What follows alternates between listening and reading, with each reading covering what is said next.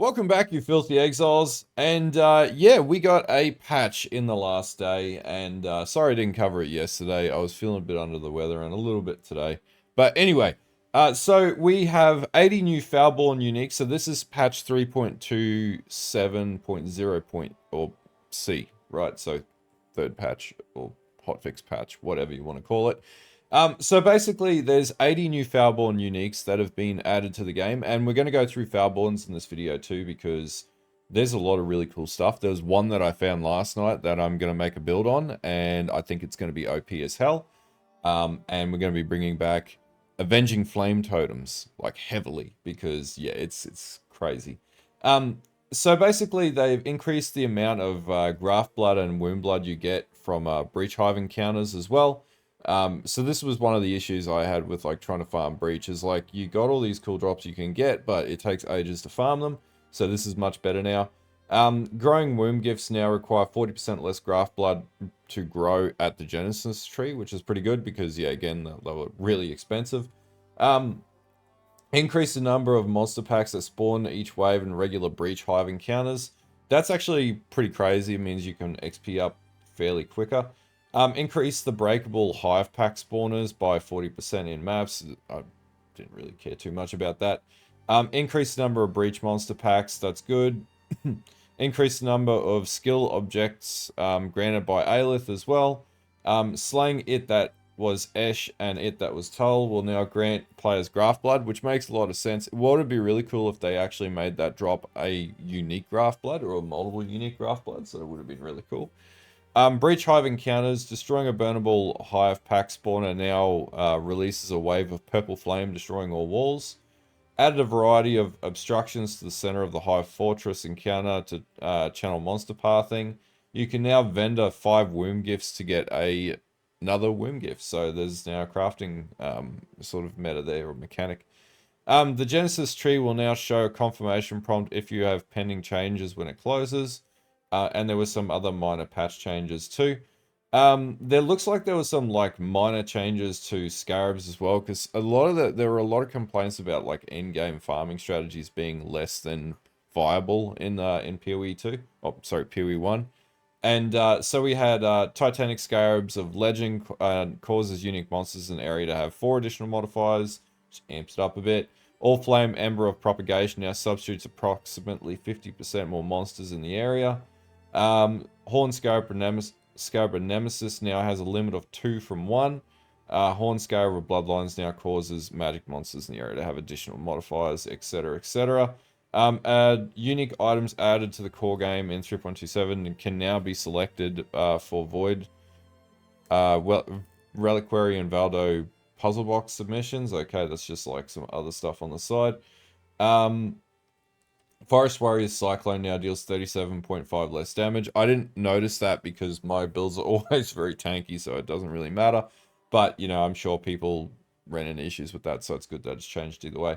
We also got a bunch of other, like, fixes throughout the game too, so that's pretty cool. But let's talk about some of the Foulborn uniques, which are really, really cool.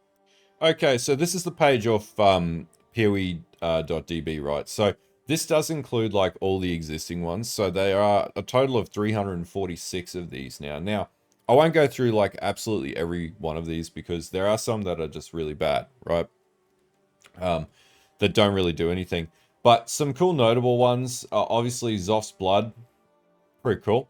So 15 up to 15% physical damage from hits taken as fire. I actually have an elemental overload one. There is also the rare stack possibility that you can get these to like double stack modifiers, and I think the build I'm going to do is going to use Zoph's Blood as well, by the way. Then we've got things like, you know, Voice of the Storms. This sort of seems bad, but +3 to maximum lightning res could be good. It's pretty benign. These Presence of Chayulas are pretty crazy. So recoup energy shield instead of life. So life recoup doesn't work on energy shield if you select it. Now you've got a converter that gives you 60% chaos res and recoup energy shield as instead of life. So you could just play like things that stick out to me with this would be like Prism Guardian, low life setups with chevrons, for example, could actually be some pretty cool sort of ways to go about this. Then you've got like a Presence of Chayula that's 50% of chaos damage is taken is recouped as life. I feel like this could be very strong with things like Fourth Vow. So like a Fourth Vow setup in that case would actually be really cool.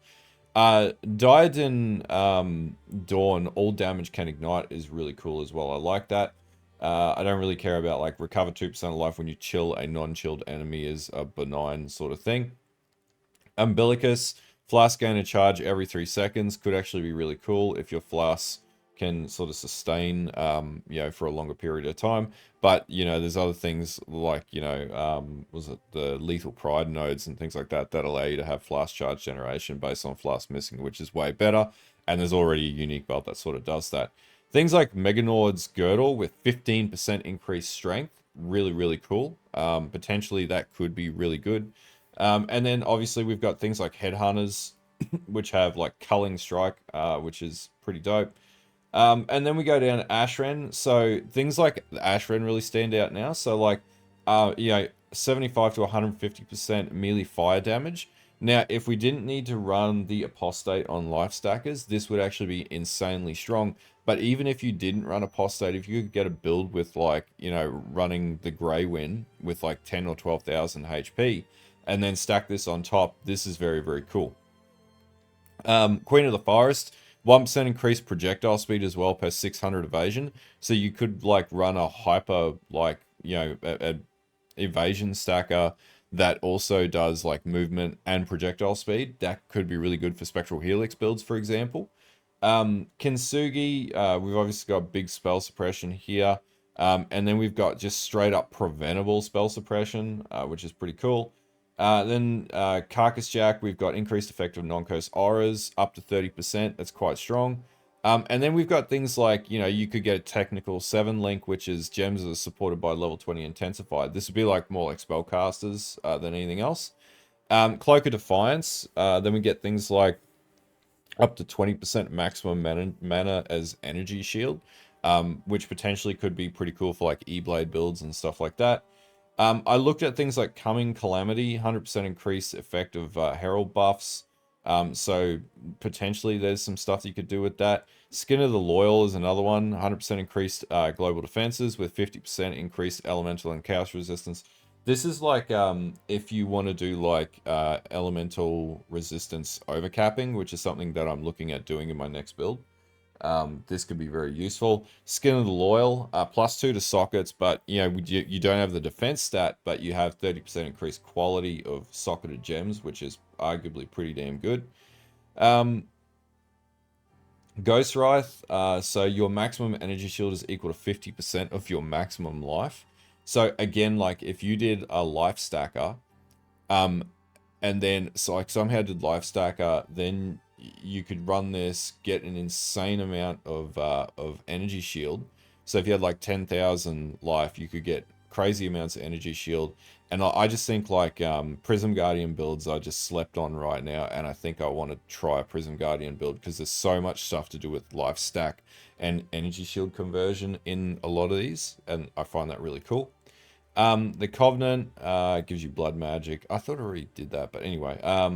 Soul Mantle, level 20 Flamewood totems. This isn't as useful as you think it is because to trigger Flamewood, you've got to have like your totems aggro enemies, and I just don't think that that's that good. But anyway, I got a way to do Flamewood, and it's not with Soul Mantle, but it could be really good on a Hierophant, for example. Then we've got things like Solaris Lorica. This is actually pretty good if we didn't already have chess pieces that were pretty good around this. So this synergizes with you wouldn't run this with Chaos Inoculation. You would run it with, like, for example, again, Prism Guardian. But the problem there is, like, still as it stands, like, I don't know if that would actually be decent or not, because this sort of works the same as Chevron's in its base form. I've got one of these Bramblejacks. They're pretty cool. Brass Dome, I don't know what you would actually do. Gain no inherent bonuses from Strength, and Strength provides no bonus to maximum life. I don't know if that would be good if you're taking away the overcap reses. Another one that stuck out was Gruthkul's Pelt. So you got a version that your spells are disabled, your war cries are disabled.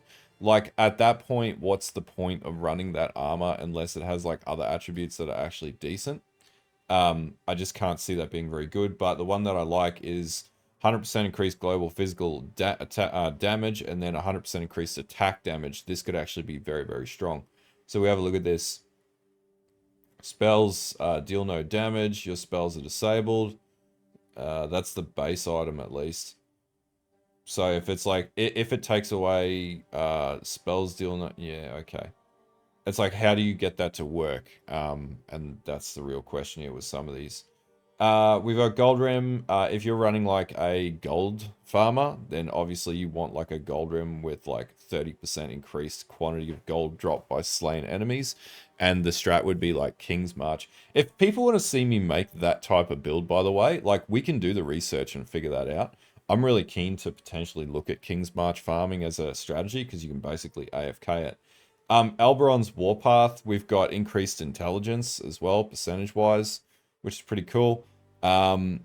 You've got the Red Tail, which is the old gain endurance charge while stationary stat, which used to be on the Ralakesh boot, which again, really cool. Null's Inclination, so minions deal increased chaos damage. That could actually be pretty cool. Writhing Worm generation from Null's Inclination as well is also something that could be cool. If you've got things that require the trigger on enemy death or cast on death, for example, that could actually be very strong with a cast on death build. Potentially. Yeah, because the worms would die. Actually, not sure about that.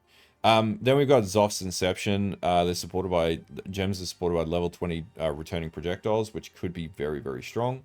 Zoph's Inception with up to 40% faster ignites is one that I was looking at. Enemies crushed, rived, that wouldn't be very good. But physical skills have 1% increased duration per 12 intelligence with rive could actually be quite good. And 1% increased bleed duration per 12 intelligence, and that would mean that bleed skills are physical skills by nature, so you could double dip with that. That's actually quite strong. And sort of these, depending on what you stack on them, are actually quite strong as well, and like it's a pretty good item in PoE 2, so it makes sense they sort of beefed it up in PoE 1, as this was once a pretty dominant build with like Scion, with like spectral weapons and stuff like that. Then we've got things like, for some reason they've added in the fishing rods again, and like, what the hell is a Foulborn fish? I don't know, you tell me.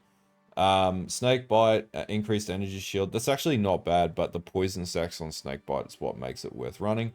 The embalmer could be pretty cool as well, up to 20% faster poisons, which is pretty cool. You've got Chaos Spirit. Again, like Chaos Spirit used to be pretty common on strength stackers in particular, but now sort of dropped off. This doesn't really help it very much, and the stats aren't that great. You've got, and the Embalmer also has like Poison Prolif as well. Starkonjas, yeah, I don't know. I'm not sold on that, but Alpha House is really cool. So 32% increased life reservation efficiencies of skills with 16% increased mana reservation efficiency is quite good. Then you could do, for example, like, you know, if you had something like the thing that sticks out with like Alpha's Howl with like +4 with minion gems and aura gems would be, there is a minion that doubles up at this anyway. This could potentially be pretty good. Then we've got your chaos damage can shock with the 3 dragons. That could again be really good on spark builds. Then we come down to like this here. So there's one here that I'm very interested in, and I think my next build's going to include it. The Formless Flame, but it has totem life is increased by their overcapped fire resistance. And what I did last night was a bit of research around this on stream, and auras like Purity of Fire and Purity of Elements actually stack up increased life, stack up on totems, right? And there is one skill that would use this, and it would be Avenging Flame Totems, and that would actually make it incredibly powerful, like absolutely insane. So you could get like, you know, 150%, up to 200% is the cap, right? So yeah, you could probably get like 150% increased life on totems, and they could just one-hit stuff, potentially. And we're going to test that. That's the next build I want to make. Jeffrey's Crest, up to 3 maximum number of Sentinels of Purity. For anyone who doesn't know, a few years ago there was a build that popped around where you could basically use Brittle and Sentinels and you just trigger them with like a brand or something like that. And you could do insane levels of damage. This actually speaks to me. This is potentially bringing back the Sentinels of Purity build from many, many eons ago that I played. And I'm sort of keen to look at this as well. So this item could be a real game changer as well. Then we start to go down into like, you know, some of the jewels and things like that, which, you know, Fire Song increased ignite duration on enemies up to 50% is insane. Um, pardon me. That could actually be a very good item. You've got Witchbane, which is basically the ring modifier from Delve now. It comes on the Foulborn Witchbane, which is pretty cool, so that could actually be very good. Inspired Learning, we all know what that does. The Red Dream and Red Nightmares are pretty good, and you do use them in like life stackers, so they're very useful. So that's pretty cool. 1% increased movement per frenzy charge if you're doing like speed stackers. That could be a thing. You've got the Blue Dream with 3% crit multi per power charge. So if you're doing power charge stacking, like, you know, was it Cold Snap of Power and stuff like that, that could actually be really useful.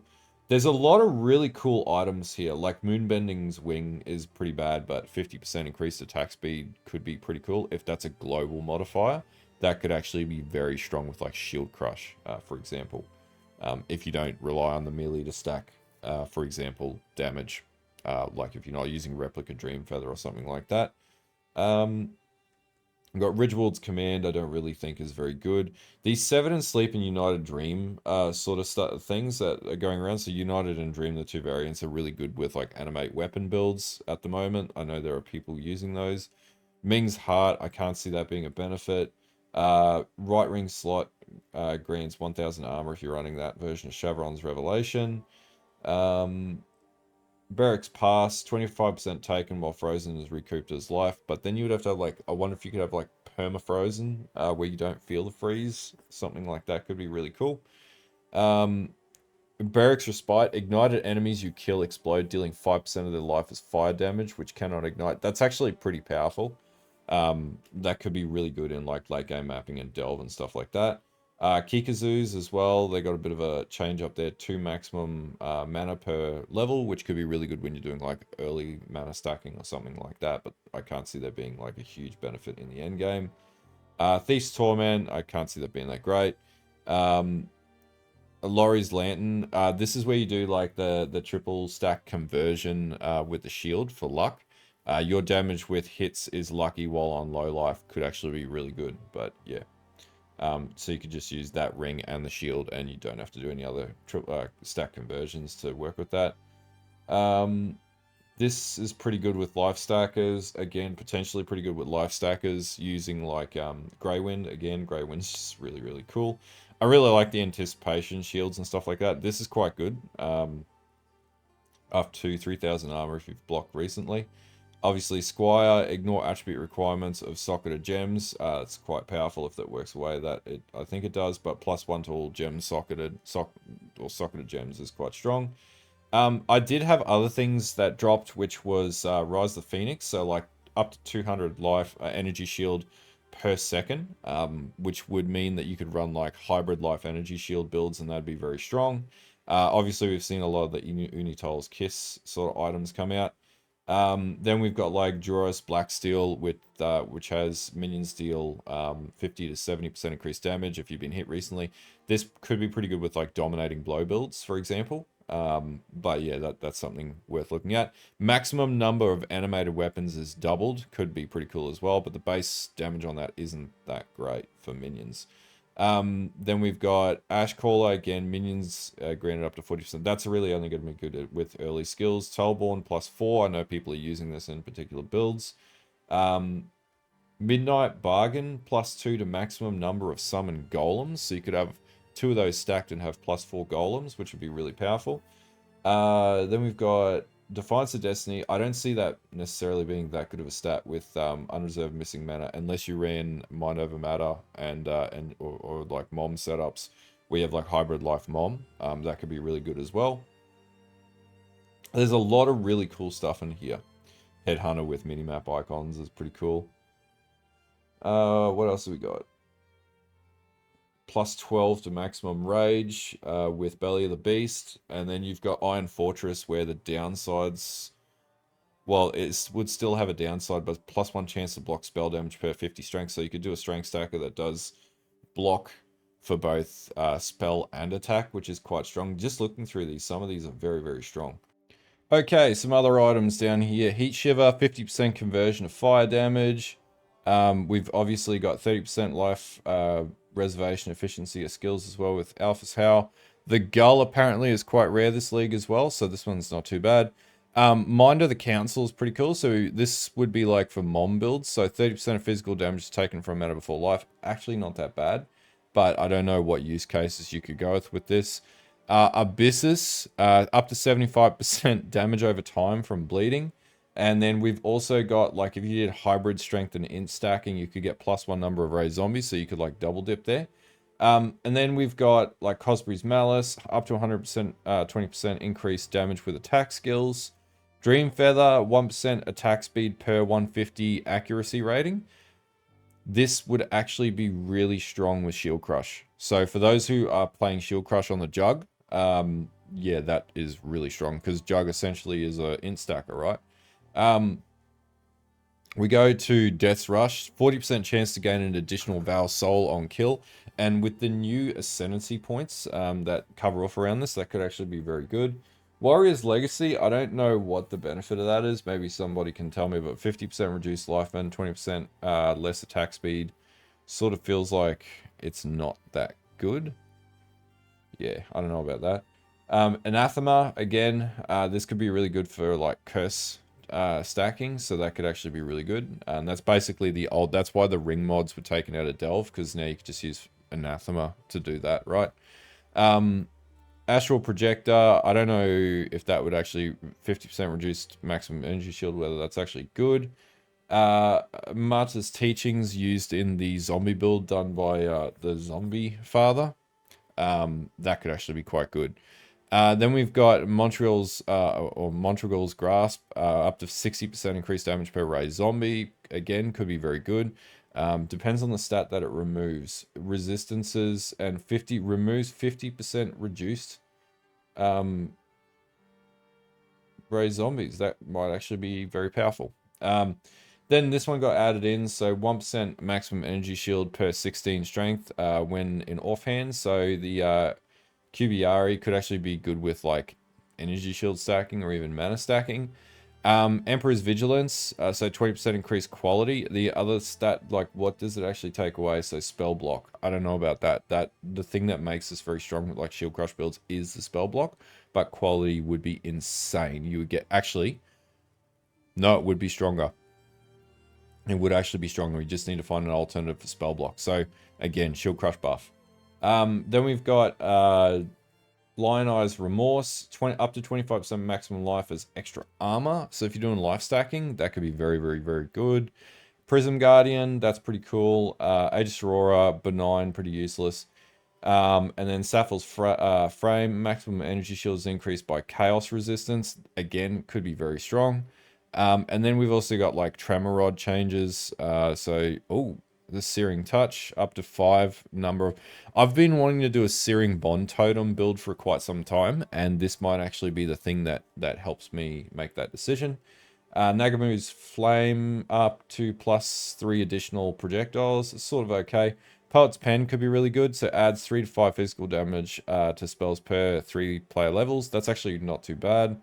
And then there's some pretty benign stuff down here. Overall, like, there's a lot of really good items. I actually really hope these stay in the game like this, because it means they don't need to create new unique items. They just need to recalibrate old uniques, and I find that that might be a better approach right now with PoE 1, so that it doesn't keep adding unnecessary bloat.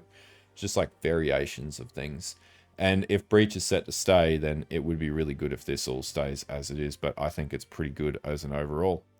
Alright, so I hope this video was somewhat informative. I'll put links to the patch notes and to all the Foulborn uniques in the description below. Feel free to go through. There's definitely some really cool build ideas I've got with some of the stuff that I could exercise, but if you've got ideas of builds, let's flesh them out and see if we can do something with it. But anyway, until next time, I'll see you guys later on, and have a good one.